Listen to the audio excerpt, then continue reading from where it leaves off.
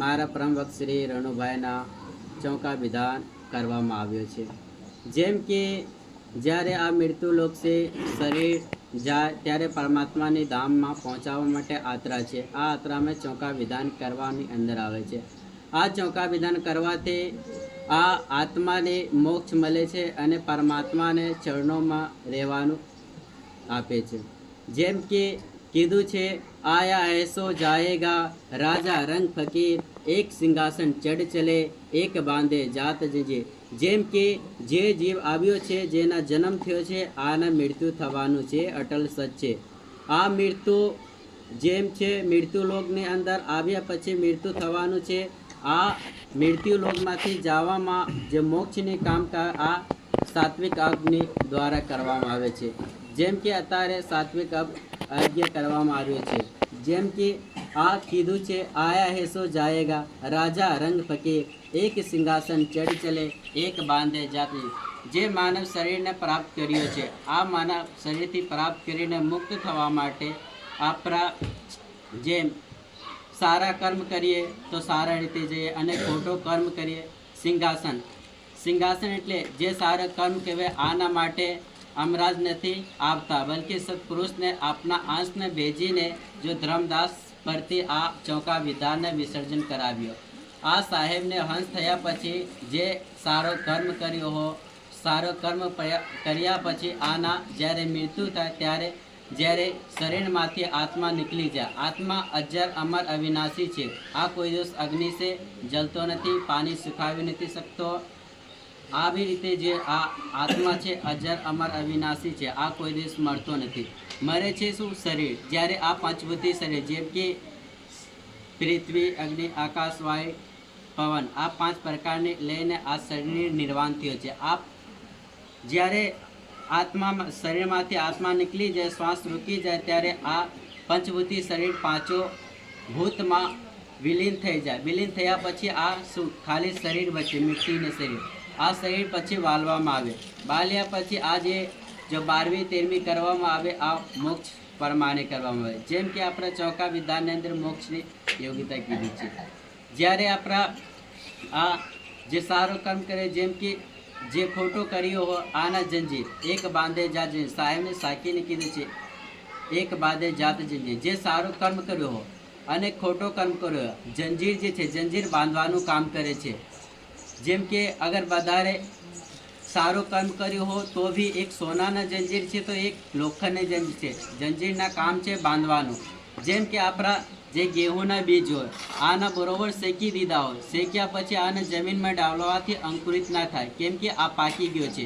એવી રીતે આ પર માનવ તનની પ્રાપ્તિ થયો છે કે જે લખ 84 ભોગ કે તુને યહ મન માનવ તન પાયા। આપણા બધા 84 લાખ યોનિઓના ભોગ કરીને આ ફરતા ફરતા આપણા જેમ જેમ સારો કર્મ પૂર્ણ થયા ગયો ભેગા થયા ત્યાં પછી આપણા માનવ તનની પ્રાપ્તિ થયો। આ માનવ તનની પ્રાપ્તિ કર્યા પછી આપણા જીવનને ઉદ્દેશ સુખ હોવું જોઈએ। જો જેમ કે કીધું છે સાખીની અંદર શ્વાસ શ્વાસ में नाम ले विच्छा श्वास मति खोय ना जाने या श्वास को आवन હોય ના હોય। આપણા બધાને શ્વાસ ચાલતા હોય આ શ્વાસ ક્યારે બંધ થઈ જાય આ કોઈને ખબર નથી કોઈને નક્કી નથી। એવી રીતે જેમ કે જ્યાં સુધી શરીર છે ત્યાં સુધી આપણા પોતાને ભાન કરી લેવાનું। જ્યાં સુધી આપણા પોતાને ઓળખાણ ના થાય ત્યાં સુધી આપણા 84માં ભટવું પડે અને જન્મ મરણના ચક્રમાંથી ચાલવું પડે। આ જન્મ મરણના ચક્રમાંથી મોક્ષ પ્રદાન કરવા માટે આ માટે કાયમ માટે નીકળી જવા માટે આ સાહેબની સત્સંગ ભજન બંદગી પૂજા કરીને અર્ચના કરીને જ્યારે જ્યારે આપણે સાહેબનું નામ લેતા જઈએ કીધું છે કરતા જઈએ ઘરનું કામ લેતા જઈએ હરિને નામ। ઘરના કામ કરતા કરતા પણ આપણા હરિને નામ લેતા જઈએ તો આપણા જીવન સાર્થક અને વ્યતીત થાય। જ્યારે આપણા સત્પરમાને ચાલીએ તો આપણા જીવનમાં હંમેશા મોક્ષ અને શાંતિના વાતાવરણ રહે। આપણા घर में सुख शांति हर हमेशा માટે રહે। જેમ કે આપણે આ ડાવલા કામ કરીએ કોઈકના ઘરમાં જાય ચોરી કરી નાખીએ પછી ચોરી કર્યા પછી આવીએ તો જ્યારે આવીએ ત્યારે સુધી આપણા પકડવાનું બીક લાગે આમાંથી આપણા મન અશાંત રહે આ દુઃખના કારણ કહેવાય। જેમ જેમ આપણા મનની અંદર લાલચ बढ़ता દુઃખના કારણ શું લાલચ।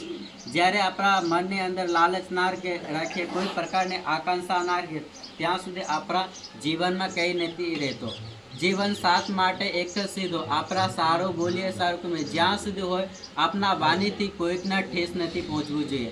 જ્યારે આપણે કોઈ વાત કહીએ આપણા કોઈકના મન દુખી તે આ પાપની ભાગી કહેવા આ ફરી પાછા 84 મેં ભોગવું પડે. એમ રીતે આપણા કર્મ જો હોવું જોઈએ સારું અને ચોખ્ખું હોવું જોઈએ. જેમ કે અત્યારે ડાંગરને સમજે ડાંગર જે હોય ડાંગરમાં છોતરા જતો રહે પછી આ ચોખ્ખા એકદમ ચોખ્ખું થઈ જાય. તો આ ચોખ્ખા જેમ ચોક પુરાવા તો આ ચોખ્ખા એવી રીતે આપણા જીવનને ચોખ્ખા કરવા માટે આપણા જો મનની જ ગતિ છે. કેમ કે આપણા મન જે છે આ ડાવલા ભટકતા હોય. જ્યારે આપણા અત્યારે સત્સંગ સભામાં બેઠા છે પણ આપણા ઘરના માણસ બહારથી આવ્યા હો ઘરમાં હો કે કામકાજમાં આ મન અટકલા હોય. આ મન જ્યાં સુધી આ સત્સંગમાં બેઠ્યા પછી यहाँ રણુ બાપાના આત્માના શાંતિ માટે બધા બેઠ્યા છીએ. તો જ્યારે રણુ બાપાના આત્માના શાંતિ માટે બેઠીએ છીએ ત્યારે આપણા બધાને ધ્યાન यहाँ થવું જોઈએ. જેમ કે આ પંચભૂતિ જે જ્યોત પ્રકાશ કરીને આ જ્યોતને રૂપે છે. જેમ કે આ જ્યોત જલે છે જ્યોત જલ્યા પછી આના લવ જે છે નીચો નથી આવતો સીધે ઉપર જાય છે. એમ રીતે જે આપણા રણુ બાપા હતો આને આત્માના શાંતિ માટે જે દિવ્યાન થઈ ગયો આ આત્માના શાંતિ માટે આપણા જ્યોતરૂપી જેમ શ્રીફળને 3 મુખ હોય શ્રીફળથી 3 મુખ આપણા માથે અને લલાર આ હૃદય અડાવે. જેમ કે આપણા જો એકબીજાના ઘણા ટાઈમથી ભેગા હતો ઘણા ટાઈમથી રણુભા ભેગા થયા તો એકબીજાના સંબંધ આત્માથી જોડેલા હો. અને જ્યારે આ શરીર છોડીને આ ગયો ત્યાં સુધી આપ જો રણુ બાપા બધાના 12મી 13મી જ્યાં સુધી પૂરું ન થાય બધાના ઉપર જોતા હોય. જ્યારે આપના રોગીએ આ દુઃખીને કારણ કે આ આત્મા દુઃખે કેમ કે જ્યાં સુધી આપના રણુ બાપા જીવતા હોય જીવતા પછી કોઈકના આંખમાં આંસુ ના આવવા દે આના સાવે આપણા રોડીએ તો રોવા ના દે. જ્યારે આ ગયા પછી આપના જ્યાં સુધી હોય શકે સવારે સામને જે ગીતાને પાઠ છે પાઠ થવું જોઈએ. વેચના કરે છે આ વેચનાને સામના ટાઈમે કમસે કમ અડધી કલાક તો પાઠ થવું જોઈએ. આ આત્માને કેમ કે ગતિ છે અત્યારે જે દાન પુણ્ય કરે આ ગતિ ત્યાં સુધી પહોંચે. કેમ કે આ આત્મા જે દિવ્ય છે આ આત્મા મોક્ષ માટે જો અત્યારે આ વિધિ વિધાન કરવામાં આવ્યો આ વિધિ વિધાનથી જો ચડાવ કરો આ જે શક્તિ છે જે આના જીવનને સારો કર્મ છે અને આના દીકરા દીકરી માતા બહેનો જે બી કુટુંબ કરેલા આ બધા જો શ્રદ્ધાંજલિ આપ્યો આ શ્રદ્ધાંજલિ ત્યાં સુધી પહોંચી શકે. એટલા માટે બધા અત્યારે રણુ બાપાને આત્માના શાંતિ માટે પરમાત્માના ચરણોમાં આને જગ્યા આપવા આને માટે 2 મિનિટ માટે બધાને મૌન ધારણ કરવું છે. સાહેબંદી કીધું એટલે બધા 2 મિનિટ માટે શાંતિ થઈને મૌન ધારણ કરવાનું. ફરી પાછા સાહેબંદી કરે એટલે બધાના આને બંદગી કરવાની. આ મનની અંદર વિચાર કરવાનો જ્યાં સુધી અમારા રણુ બાપા હતો જેને જે લાગતો હતો આ પ્રમાણે જે અમારે રણુ બાપાના આત્માને જ્યાં સુધી પરમાત્માને ધામમાં આને જગ્યા આપજો અને આપના ચરણને અંદર રહેવાનું જગ્યા આપજો એવી પ્રાર્થના કરીને બોલીએ સદગુરુ કબીર સાહેબ કી જય.